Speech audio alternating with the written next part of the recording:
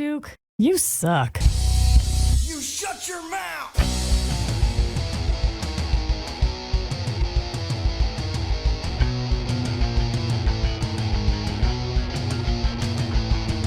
Welcome to the Duke You Suck podcast.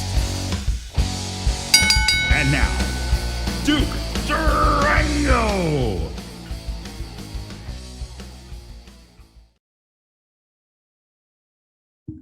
Hey everybody, welcome to the Duke You Suck podcast. I am really happy to have on a young lady that I've literally watched grow up, one of the top junior golfers in the province of Alberta. Jade Carter, welcome to the Duke You Suck podcast. Thank you for having me. Well, I really appreciate you coming on, and a little bit of personal information. I've literally known you since I think my wife came and seen you in the hospital. Yeah, probably. Yeah, when you were born. I think we were one of the first people there. I think we had to sneak in, to be honest with you. I think it was supposed to be only family and we snuck in. Yeah. Probably. Well, and to be fair, that's not me. That's your Auntie Wendy. She pulls moves like that, not me. Yeah. So how are things? What's going on? How are things for you in life in general? Let's just start there. Pretty good. Yeah. Everything's going pretty good. Golf is about to start. It's so nice out. So hopefully golf courses will open soon. I'm really hoping. Are you getting the fever pretty bad when you see the snow go away? Oh yeah, for sure. Yeah. Nice. All right. So for those people that don't know, Jade you're 16, right, Jade? I'm not crazy. And I'm not exaggerating, and it's okay to pump your own tires here, Jade. But you are literally one of the top golfers in your age group in Alberta. Am I wrong? I looked and I seen some stuff where everything you did, you were ranked like top 3 in everything. Sure. Yeah. You're on the Google machine, whether you realize it or not. So yeah, but I also know that doesn't come without a ton of hard work. Oh yeah. So how old were you when you actually started playing golf? Like when did you? I remember you being in a golf cart when you were just old enough to steer it. I probably started around like 3 or 4, just kind of hanging out in the golf cart, going out with my dad and my grandparents, and we'd go out and play, and I would play like maybe 5 holes, and then I'd sit in the cart for the rest of the 18 and just eat endless amount of snacks. Like it was crazy. My favorite part of golf at that stage was the halfway house, for sure. Oh yeah, get them Rice Krispie squares, man. Oh yeah. Those things are delicious from there. Did you ever eat people wouldn't know, but there used to be a lady do you remember Edith from the golf course? I think so, yeah. This is a weird thing, but I won't eat a hot dog unless Edith cooked it. Like really? It's a weird thing, but there's something about the way she would set the temperature on that grill. Do you know what I mean? And yeah, Edith dogs are better than anybody else. Yeah. I don't know if I've had one, but it was a while ago. Yeah, ask your dad about the Edith dogs. Like they're legendary. I will. But yeah, so you started really young. And then when did you start kind of realizing, when did you start putting time into it, I guess? I think I signed up for my first tournament around like 12-ish. Right. And then that one, I just kind of was like, let's just see if competitive golf is my thing. I love golf. Let's try and add some competitive to it. So I didn't really put a ton of time and effort into it until like I got a little bit older, but I would play like some of like the tournaments around here. Really, you just played most of your golf kind of hanging out with your dad and your grandparents? Yeah. Wow. So okay. Yeah, and you know what? I guess it's just genetic because your dad's a pretty damn good golfer. Can you beat your dad yet? Yeah. I knew you could beat me. I wasn't going to bring that up, but the fact you could beat your dad makes me feel a lot better. That's hilarious. Yeah. Good for you. Yeah, congratulations. I'll be honest with you, and this is a little bit snide, to be honest with you, Jade. But you beat at the club we all used to be members at. You beat one of the lady club champions. I think you were 14. Yeah. And she's somebody that could be a little bit. I'll use the phrase cantankerous to deal with. So when I heard that you did beat that lady, I was really happy. Yeah. Like I got I was too. Yeah, I had a good laugh out loud on that one. Okay, so 12 years old, you start playing in tournaments. when did you like, okay, so you started playing in some tournaments. When did you start seeing a result that made you say, okay, maybe this is something I could do and should probably apply myself?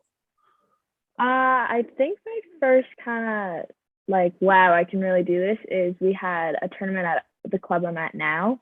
Okay. And it was like this memorial tournament for one of the kids there.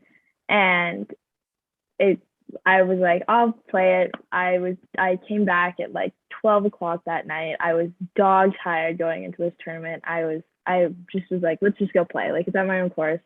I'm just gonna go have fun with this girl that I'm playing. And it's a handicap-based tournament, and my handicap was like 30. Like, I didn't even know what a handicap was at that point. So okay. I went and I shot my record round on the course. I think I shot like a 97 or something. Oh, wow. But the winner, like the overall winner who won everything, it was based off handicap. So I ended up shooting like a 59 or something with the handicap I had. Oh. And I was the last group to come in. So this kid thought he won. He was getting all excited. And I come in shooting the 59. Like, and I won. I killed him. I killed him. I was like this 12-year-old girl who just beat like all these like 16, 17-year-old boys. And I won this big tournament. And I was the first and I guess the only girl to win it in 35 years.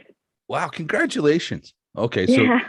Wow. So that's the tipping point. At that point, you realize, okay, I can actually, I'm going to be okay. Yeah. Yeah. And correct me if I'm wrong, but you at your club, the last I knew, you had I thought a really good female club pro there. Is she still there? Yeah, she is. Okay. And she's been really good for you, no? Yeah, she's been pretty good. I've been able to talk to her about like schools and stuff like that. And like she's always been there and offered like her help when it comes to like picking schools. Okay. So that's been really nice. And like what I need to do to be able to reach out to schools and stuff like that. Kind of the path. So did she play college golf as well then? I'm not 100% sure. I want to say she did, but she seems to know the path at least. Yeah.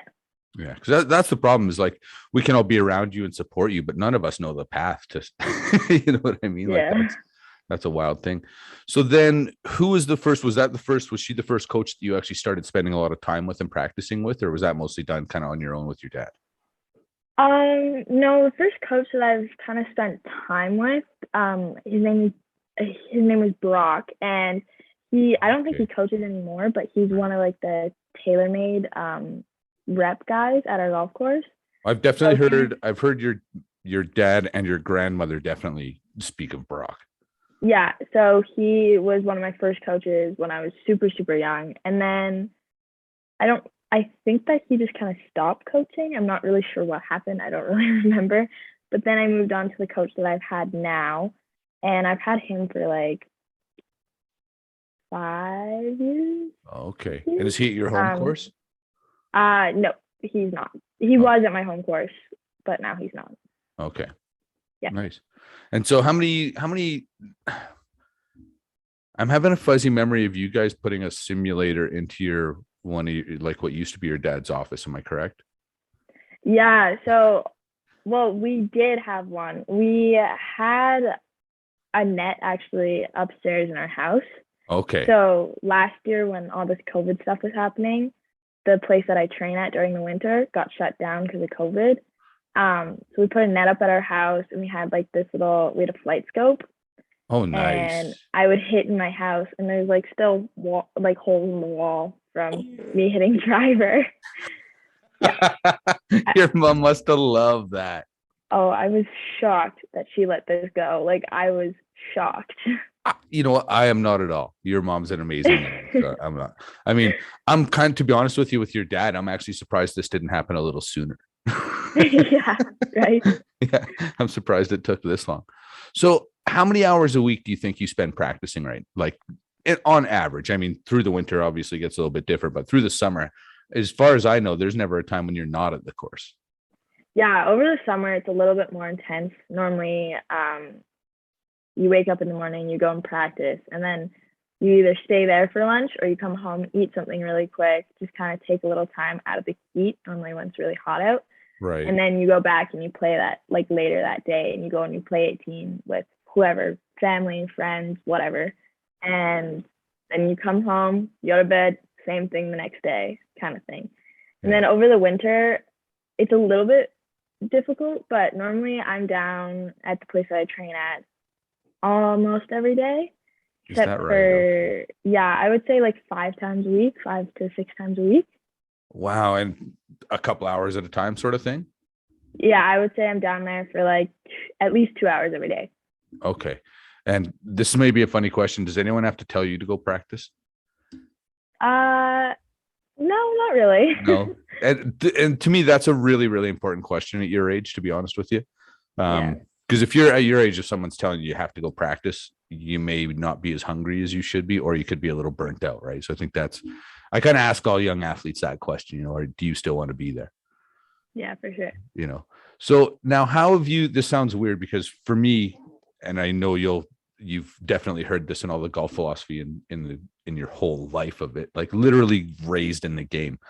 How have you found that the golf stuff you've learned, since you were a child translates over into your regular life? Like, does the discipline in golf translate over to make you a more disciplined student?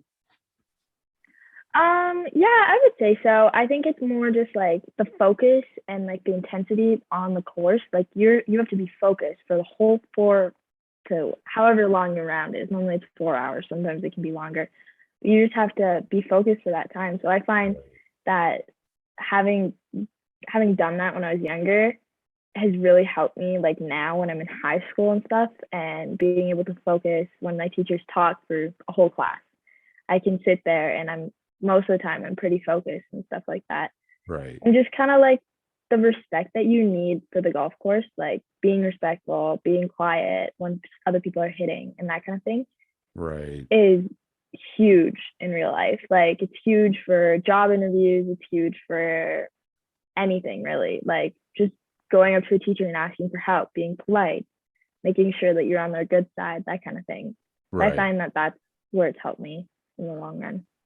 Right. And that's something I say about all sports. I try to encourage anybody I know that isn't necessarily an athlete, sometimes because you're not an athlete, some people won't necessarily put their kids in sports.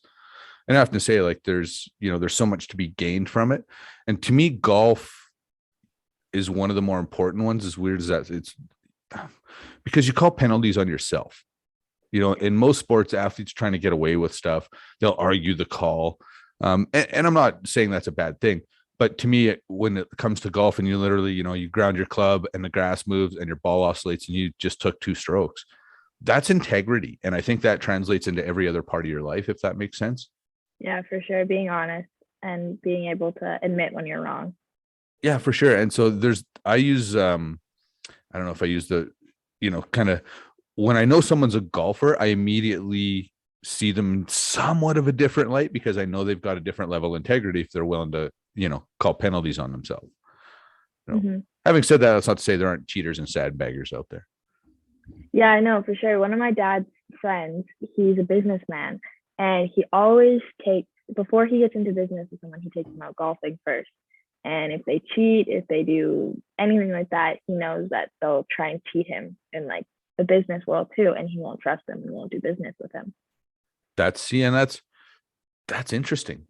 That's actually really good. So, and I actually gravitate to people in my life that do play golf. Whether or not I play a lot of golf with them is a different thing, but it's just, it's, you sort of, I guess it's a good stereotype in a way that if you're a golfer, you're generally a decent human being.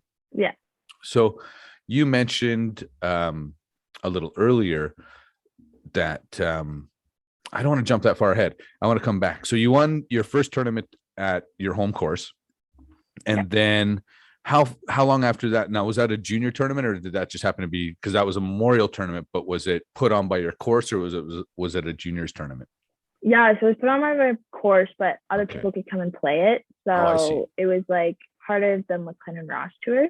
Okay. And it's one of like I guess it's one of the smaller tours now in Calgary, but it's still like lots of people play and stuff like that. So there was juniors from all over playing this. Okay.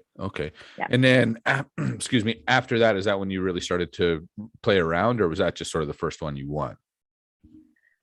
I think that was one of the first ones I won. I think I won our club championship that year too, but I definitely remember that one being a little bit of a bigger deal just because the club championship, I think I was playing against one other girl and her dad signed her up. So it wasn't much competition. So you kind of win certain by default. I don't care what anyone says. A win's a win. No one, you don't have to tell anyone how you got that gold medal, Jade. You just show them the gold medal. Show them the gold medal, tell them what you shot, and walk away from the conversation. Exactly. No one has to know that. So now, how many tournaments a year do you play? Like when summer hits, I know you guys are pretty busy because your mom and my wife, try to get together a lot, and that just doesn't happen. And I blame you. Yeah. Fair enough. How many tournaments do you? Oh, I don't even know. I don't know. Probably like 10 to 15. So pretty much every weekend you're in a tournament. Yeah, almost. Yeah. Wow. Okay. And then practicing in between. Yeah. And then practice rounds in between that. Yeah. So most of our tournaments are during the week, just because I don't know why they put them during the week. So you're not taking course revenue on the weekend. No. Weekends are time to like grind your practice, maybe go out and like try and play on the course a few times. And then you just try and like fit practice and play into tournaments. Really your whole life kind of fits around your tournament schedule. For sure. And in tune with that too. And this is why I would say like a good support structure, because your whole family, like your mom and dad, have to be at these tournaments. It affects your brother in a certain way. So that's a pretty big deal. You're kind of, do you feel pressure with that? Oh yeah, for sure. You do. Hey, like, yeah. I would hope you don't. I want you to obviously play as freely as possible, but yeah, I mean, there has to be a little bit of pressure that does come with that. Yeah, well, it has to be a little bit of pressure because like my parents both, like neither of them can work online. Their jobs, they physically can't work online. Yeah. So, like they have to take time off. They have to take like a few days off taking to this tournament, a few days off taking to this tournament. And I just like, if I don't play good, then it's just kind of a waste for them to take those days off. They could have worked and they could have hung out with my brother. Like my brother could have been able to do things, but. Okay. Someone older with a little more perspective, I can tell you that your parents don't see that as a waste. And that's important for you to understand, because you probably, am I wrong when you learn more in your losses than in your wins? Oh, 100%.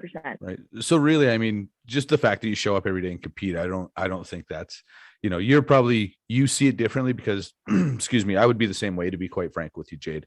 But try not to. Like it's easy for me to sit here and say, oh, you shouldn't feel that way, but it's hard not to, right? Like, especially, people, golf's a game, people talk about football being a game of inches.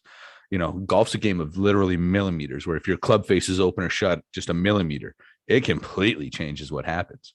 Oh, for sure. It's crazy. It is like, it's people always say like golf's too hard. It is, or else everybody would play it because it's so fun. No, exactly. Right. Yeah, you have like Michael Jordan, who is this amazing basketball player and everything, but he's like, golf is the hardest sport I think I've ever played. Like, it's not only physically tough, but it's mentally tough. Like your physical swing, like it has to be perfect. Yeah. And mentally you have to be there, otherwise you are not going to succeed. Well, and at this stage of your life, I mean, you haven't done a whole lot. You've done some cool stuff, but is there anything better than like a perfectly struck golf shot when the ball does exactly what you wanted it to do? What's better than that? Nothing could be better than that. Do you know what I mean? Like, you just kind of look up, you're like, okay, the wind's going to do this, the ball's going to do this. If I could just hit it and roll it. And for me, I'm not like you, right? So for me, it's like, holy shit, it worked. Yeah. Yeah, no, it was, yeah, that's the best feeling in the world, is having your golf shot do exactly what you want. Yeah. And people that don't play will never understand that, right? Like, it's exactly, the beauty of it. Because again, it does take a lot of work. Like it's not something you just pick up and do. People always say like, what can I do to get better at golf? And my answer is always go take a lesson. Yeah. Right. Like it's because, huge. Yeah, for sure. And to be quite frankly, try to play with people that can beat you. As funny as it sounds, like I hope the person I'm going to tell this story about doesn't watch this, but I'm going to relate this to you, and so you can watch it. I was about an 11 handicap at one point, which isn't great, but for a guy that I didn't start playing golf till 2009. So this is about 2013 probably. And I was playing with like your dad and your grandpa and all these guys that were way better than me. So I could watch these really good swings. I could watch what they did and learn from them. And I was increasingly getting better. And then I started playing with this fella that would make like a 6:50 a.m. tee time. And I loved getting out that early. So I would always play with him. But off the tee box, this guy's game was pure stink. Like it was the worst. And after playing with him for a summer, I picked it up. For whatever reason, whatever he was doing on the tee box rubbed off on me. To the point where I'm not joking, Jade, I'm teeing off on 9 at Wintergreen with a 9-iron just to try and get a ball in play.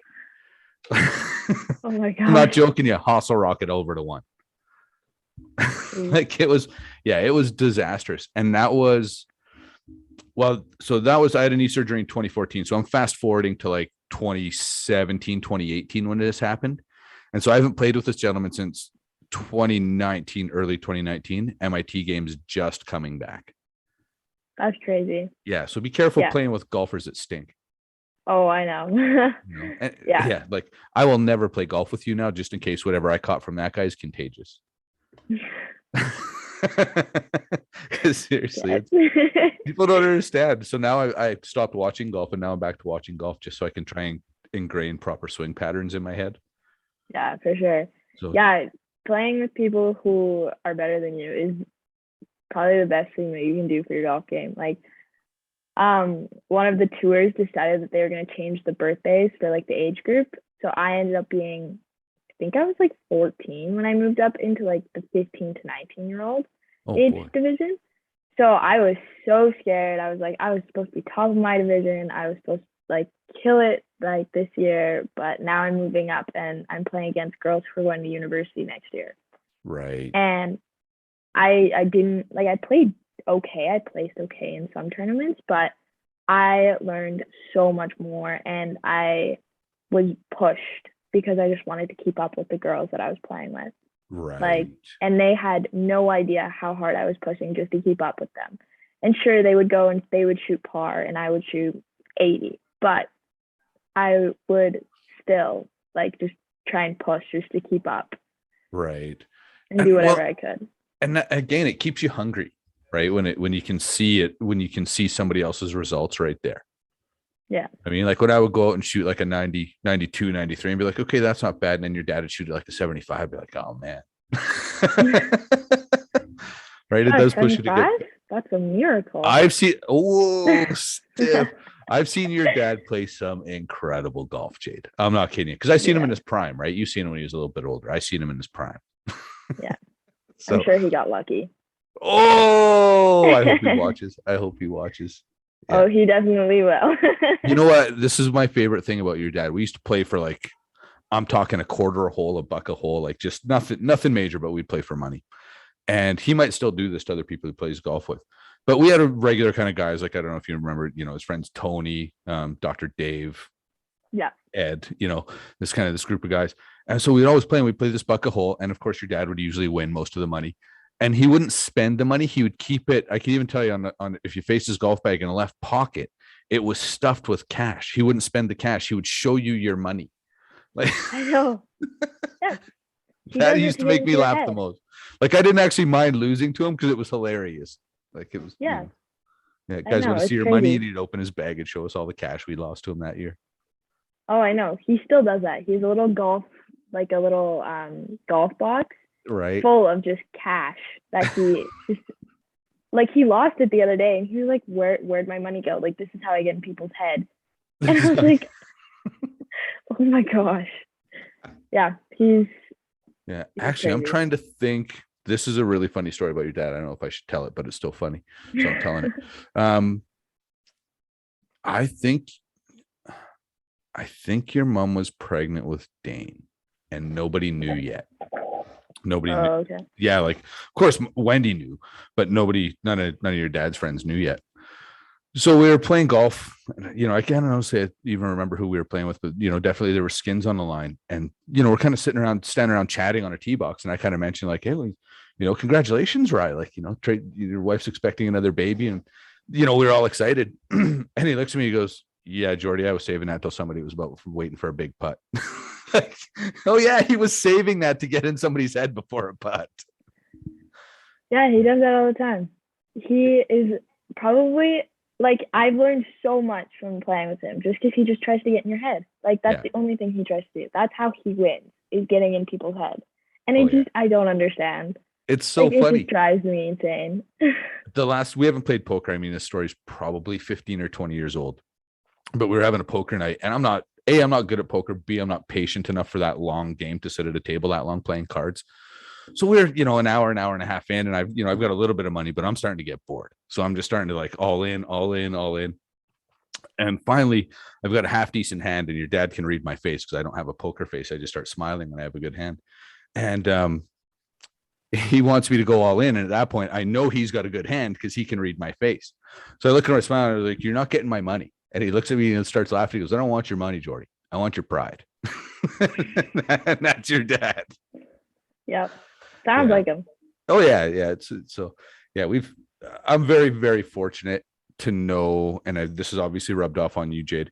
Your parents are great people, and I've watched you and your brother grow up, and you two are fantastic kids. Like every parent, and don't get me wrong, your parents have come over here like, "Oh, my kids drive me crazy." And I was kind of laughing. I'm like, "Your kids are awesome. Just shut, stop talking. They're amazing." Like, you and your brother are hilarious. So anyways, let's get this thing back on track. So you were talking about going to schools. Have you looked hard at any schools you want to go to? Not really. I've kind of like looked at a few schools, and I've got my little Instagram for golf and stuff like that. And I follow a ton of different schools, and I'll like look at their Instagrams, and I like scrolling through, seeing what they're doing, like seeing the tournaments that they play in and all that kind of stuff.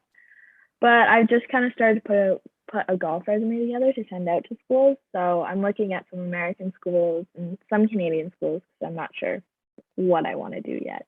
Right. Well, good for you. I mean, because it's not an easy path, right? Like are you looking, this might be a stupid question. Are you looking at schools where you can get a good education and play golf, or are you looking at schools for a golf program? I'm kind of not really worried about the education right now. I will eventually, because I'm still debating on what I want to do, like what I want to take. So that'll definitely depend. But it's not necessarily a deciding factor for me, but it is something that I would consider for sure. Right. Okay. Something that just popped into my head. These things are totally unscripted. I just do this off the cuff. So something that just popped into my head actually is so we're talking about university golf. Obviously, if you go to university on a scholarship, that's fantastic. Do you have aspirations to play professional golf? Is that just too far off at this point? I mean, I think every girl who golfs dreams of being on the LPGA at some point in their life. Right. Of course, I would love that opportunity, and I'll work to get it if it's an option. But I mean, it's one of those things where it's just like, how far can golf really take you? Like, I'm willing to go as far as it can take me and do whatever I can to get as far as I can. But I don't know about the whole professional golf yet. Well, I haven't really the thing is, I think it's not an unrealistic goal, but I also think you have to be realistic about how many people can make it at that level. You know, how many junior girl golfers are there just in Canada? And then how many of those can make it on the tour, never mind on the planet? Like, especially when you're playing against Koreans, my Lord. That's a disciplined people. They can play some golf. Oh, for sure. They're amazing. Yeah, and I think that's what it comes down to. Some of it is discipline. It's this. Oh, for sure. Their discipline and focus is unbelievable. So one of the cool things I remember you got to do is you had actually a clinic with Brooke Henderson. So that's why what was that like to rub shoulders with somebody, at that time she was still fairly new on the tour, but had still made it on the tour. What was that like? It was pretty cool. There was a lot of people there, so I didn't really get to talk to her a ton, but we got to meet her. She was super nice, super outgoing and everything. And it was good. It was interesting. It was a while ago too, so I don't really remember. That was probably 4 or 5 years ago. That was quite a while ago. At least, yeah. But yeah, it was really cool. We got to see like some of her clubs and stuff like that, and how she had like special, like I think they were like specially colored shafts or something like that. I Really? don't 100% remember The stuff at that you point. get when you're at that level, right? Yeah, for sure. Well, and that's the one thing I always say, like you hear people say like, oh, well, golf's one of the only sports you're using the same equipment as the pros. And it's like, no, you're not. Not even close. Yeah, they're all playing stuff that meets specs, but they're all playing prototype clubs. They're not playing stuff that's available to you and I. Yeah, they're going through extreme fittings where we're just going through slight fittings. Well, they're going through fittings. They're probably actually going through fittings to the point where they're changing the material the clubs are made with. Do you know what I mean? To get different reactions. Like I can only assume if you're paying, Phil Mickelson $3 million a year to walk around with a Callaway logo on, you want to make sure that club's going to work. Yeah, for sure. Yeah. So I guess looking at college, you can't deal with sponsorships or anything right now either, hey?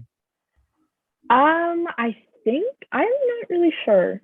Yeah. I think that we're allowed to have sponsorships as long as we're not taking money from them. Like as long as we're not getting money, as long as we're just getting like flag and stuff like that. I think it's fine. Because I would have to look into all the NCAA stuff. The one rule I know that has changed is you can now make money off your own likeness. Yeah. Yeah. So I think that was one of those things. I mean, I don't want to say this too loud, but I'm not really a big supporter of the NC2A. They do a lot of good for a lot of people, but also I think the program makes a lot of money off athletes, and it's like the Olympics to me. As amazing it is, there's a lot of money generated off of athletes, and I don't feel the athletes get a fair return for what they bring to the table. Having said that, what they bring to the table for somebody like you to be able to play, an NC2A Division I golf tournament, what that adds to you and your resume is, you can't replace that. Yeah, for sure. Yeah. Oh, who's in the room? Dane, he just walked by. Hi, Dane. I thought he was gonna yell. Sounds like something he would do. Does he play as much golf as you? He'll come out and play with us as like a family, but he kind of told my dad and I, he's like, I don't want to play competitive golf. I don't want to do what Jade does. It seems too scary and stuff like that. We're like, whatever, you don't have to. Like, it's totally up to you. See, and I think that's the cool thing about golf is it doesn't matter what you want it to be, right? If you want to go out and just putt, just go out and putt. Like it's, Yeah, like, for sure. Some people you don't want to play with. One time my wife and I were playing golf and we were very, very, very new, to the point Wendy would get really nervous. If we had a tee time and she didn't think it was just going to be the two of us, she would freak out for like the whole week before. And so one day we're out with these two ladies and one of them is just incredible. Like this lady has game to spare. Mm-hmm. So I tee off, we walk up to the first tee and this first lady hits the ball and I can just see Wendy, like, almost like the color drain from her face, right? Like these ladies are good. And so, but they were really nice until I think Wendy hit one into the bunker, I don't know, on the second hole. And I still play literally, you're probably going to be mortified. But I don't care what you do. If you want to pick the ball up and throw it out of the sand trap, don't spend any time out here getting mad, Yeah. So at the time we were still learning. So Wendy drew a line in the sand where she wanted to, kind of ground her club to get out of the sand trap. And right away, this lady starts getting on her about, oh dear, you're not supposed to be, you're not supposed to touch the sand, and, starts getting on her about the rules she was breaking. Oh, okay. Yeah. And I was just like, hey, like, you can tell we're just learning. Like, leave us alone, lady. Yeah, no, for sure. As long as you're going out there and you're having fun, that's all that matters. Yeah. It doesn't matter what rules you decide to break. Like, the only time rules really matter is when you're in a tournament. Other than that, you do what you got to do. Yeah. Well, and that's what I say. Like, I don't, year before last year, I got out like 13 times. Year before that, I got out about 25 times. Year before that, I got about 45 rounds. So my job's just too busy, but I go play with my brother who plays 3 times a year and never practices. And nothing bothers me more than when he gets mad. Do you know what I mean? It's like, why are you mad? You don't put any time into this, it's just, so where do you find you get the most frustrated playing golf? I would have to say when you are going into like the second day of a tournament and you have a lead and you just can't seem to do anything that day. Right. The first few holes where you just screw up so bad is probably the most frustrating. because you did it yesterday. Like, why can't you do it again? Why can't you shoot what you did yesterday and take the win? Or why can't you just shoot better? Why can't you make a putt and all that kind of stuff? And then you start thinking about your swing. Well, what am I doing wrong? And it just, you get in your head, and then you just have to walk it off. You have to calm yourself down and just forget about everything and just focus at one shot at a time. And what now, I've learned. Is there anything you specifically tell yourself, like when you're struggling in those first few holes, or anything you specifically tell yourself, or is it just eventually just sort of, keep walking and snap out of it? I don't know if I tell myself anything. Like, I can't think of anything that I would tell myself. I think it's more just, okay, focus on this next shot. Where do you want it to go? Hit the green. That's all you have to think about. And that's all I think about is hit the green, hit the green, hit the green. And then I say that when I'm taking my practice swings, I go behind the ball and I forget everything and I just hit my shot. Right. And most of the time it works. Sometimes it doesn't, but I'm not that far off. So. Right. See, and that's a game people don't realize. Like, when you're aiming for a green, they look so big when you're standing, 130 yards, 120 yards out, and all of a sudden you have this little short club in your hand. I'm like, oh yeah, I'm going to stick this thing. And then, you're 30 feet away from the pin. You're like, how did I just do that? Yeah, for sure. And what's the worst is it's better now, but I used to be the part of my game that was worst when I first started to play golf was putting. I was terrible. So I would, if I didn't stick it close, people would be, if the pin would be on the far right of the green, I'd be on the extreme left of the green. And people would be all smiling like, oh, you're dancing. I'm like, you have no idea how much trouble I'm in right now. It's going to take me 4 putts just to get across that thing. Like, it was bad. So what do you focus on? Do you focus on anything more than else when you're practicing? Short game. Short game is huge. Yeah. So I'm not very big. I'm really tiny. I don't have a lot of muscle. So I don't hit it very far off the tee, but I'm pretty consistent. Like, I normally straight down the fairway. Right. But when I get around the green, I find that that's where I kind of succeed. Right. And I love putting. I love practicing putting. I've got a ton of drills that I just love doing. And I'll just sit out there and the sun will be going down and I'll just listen to my music and I'll just keep putting because putting green never closes. So you just gave me an idea. Would you be open to I would actually come out, I would pay whatever the fee was to come out to your course and actually do live putting drills and then put them on the podcast. Would you be open to doing something like that? And you put them on your Instagram or whatever. Yeah, we'll talk about this later. This is just a flash idea. This is how a brain of an old wrestler works, Jade. I get scrambled sometimes. So what's your favorite putting drill? Leg putting. Like putting from 50 feet, 40 feet, 30 feet, 20 feet, and just getting it, like you said, at tees, and you just try and get it between those tees. And the further you get back, the more you can like miss by, I guess. Right. And that's probably one of my favorite drills. Like that one. I just going back to your short game thing. I've always again, not watching golf real critically until much later in life. The one thing I found is all the players basically from tee to about 125 yards on the PGA Tour, they all do the same thing. You watch the hitting averages, they're all within about 20, 25 yards of each other. But the real, like you say, where the rubber hits the road is when those guys start, take them short clubs in their hand. Oh, yeah. Yeah. Yeah, being able to think of different chip shots around the green, like, hey, should I flop this, bump and run, all that kind of stuff, one hop stop, that kind of thing.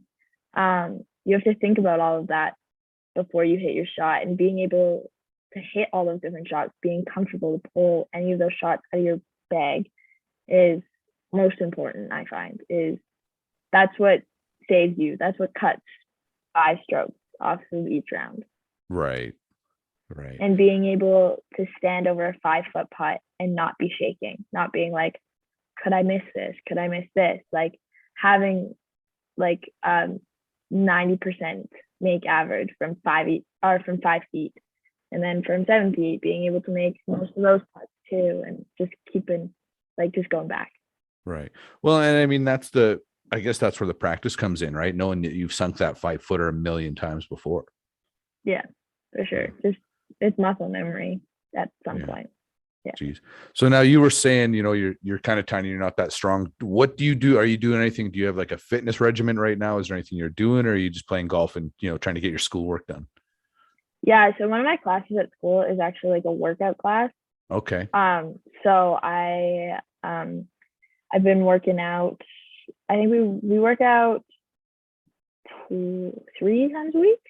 Okay. And I've just been kind of sticking with that. With COVID, it's kind of hard to go to the gyms. I guess things are opening up now, but we'll see. Yeah, who knows? Hey. Yeah. How did you lose a season with COVID? Like, did they cancel any golf, or did we kind of get fortunate and they kept the tournaments running?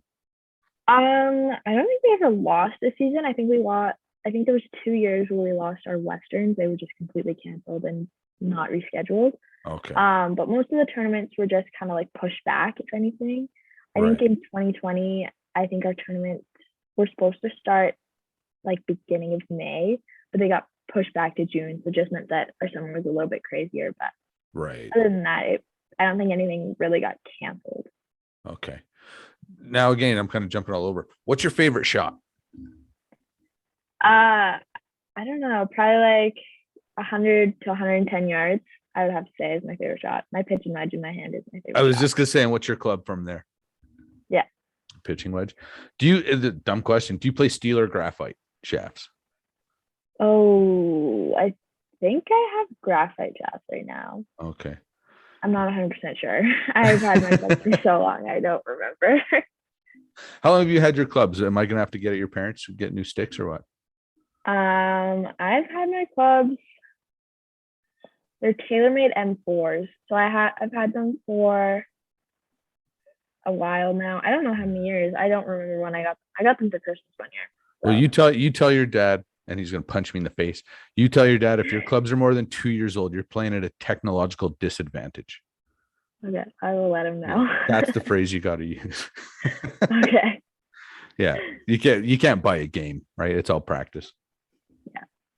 Yeah. So, all right. Now, what's your Instagram so we can gain you some followers, get some promo out there? It's Jade Carter Golf. Okay. Yeah. That's on the Insta. That's on the Instagram. Yeah. And so people give Jade a follow, because with this summer there will be instructional videos up on at Jade Carter Golf. Sure. I'll make sure I do that. Yeah. On that note, I'm going to let you get out of here. I'm going to stop talking your ear off. Thanks so much for doing this, Jade. It was really a pleasure to sit down and chat with you. You're a fantastic kid. Yeah, thank you so much. Thanks a lot. Good luck with everything. One of my goals this summer is to actually get out and play golf with you guys, whether it's, at your course, my course, putting course down at the RCGA. But yeah, we'll get out and do something for sure this year. Thanks again for doing this, and good luck this summer. Thank you so much. You're welcome. Enjoy the rest of your day. Yeah, you too. All right. Bye, everybody. Duke, you suck. You shut your mouth.